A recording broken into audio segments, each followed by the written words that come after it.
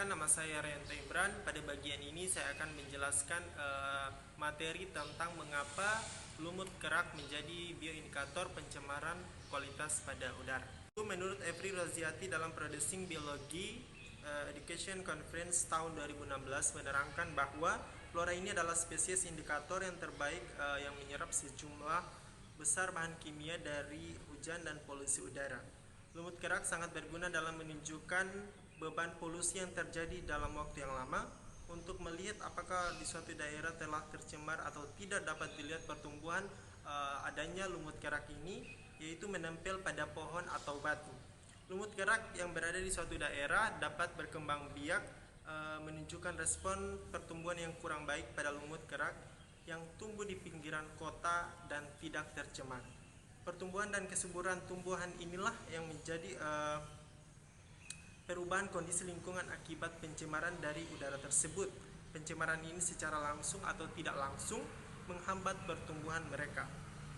Viniatri dan kawan-kawan Departemen Biologi Universitas Mataram menuliskan bahwa selain sebagai bioindikator kualitas udara, flora ini juga bermanfaat sebagai kajian perubahan struktur dalam berkomunikasi hutan dan fungsi ekosistem.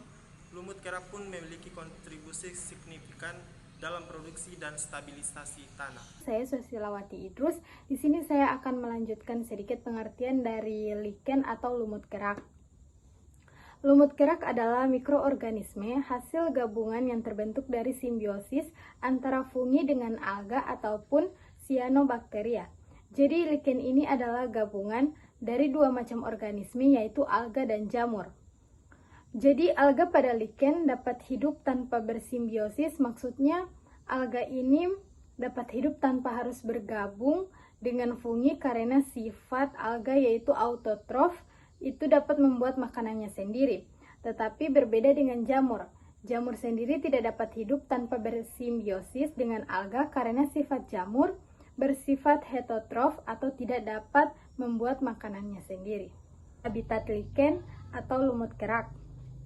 Habitat ini biasanya hidup di kulit pohon, permukaan daun, bebatuan, dan permukaan tanah.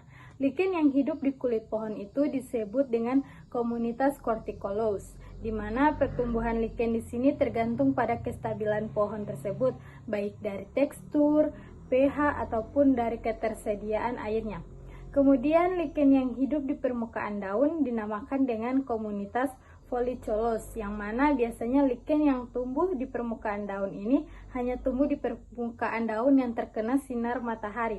Berikutnya, lichen yang hidup di bebatuan disebut dengan komunitas Saxiolos. Biasanya lichen yang menempel pada bebatuan itu terdapat pada daerah yang dingin.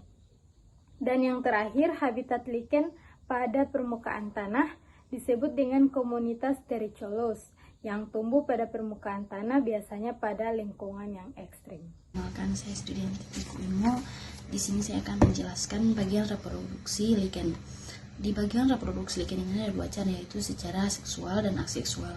Yang pertama yaitu secara aseksual atau secara vegetatif. Ada dua cara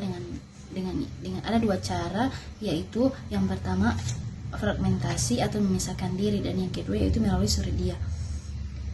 Nah, dari cara fermentasi, dengan bagian tubuh lichen yang sudah tua, kemudian dia melepaskan dirinya dari induknya. Kemudian setelah terlepas dari induknya, dia terbawa oleh angin dan menempel pada suatu subra atau di kulit pohon yang baru. Kemudian dia akan terbentuk individu baru dari subra yang menempel tersebut. Nah, kemudian dengan cara suridia, yaitu reproduksi secara suridia ini, di mana sel alga yang dikelilingi oleh miselium jamur akan melepaskan dirinya. Suridia ini, alganya itu melepaskan diri dari induknya, kemudian terbang dibawa oleh angin dan menempel pada subra yang cocok bagi dia dan tumbuh menjadi individu baru. Yang kedua yaitu reproduksi secara seksual. Reproduksi secara seksual ini hanya sebatas perkembangan pada jamurnya saja. Nah, jadi yang mengalami perkembangan secara seksual itu hanya kelompok jamur yang terdapat pada bagian tubuh lichen. Faktor pertumbuhan lumut kerak.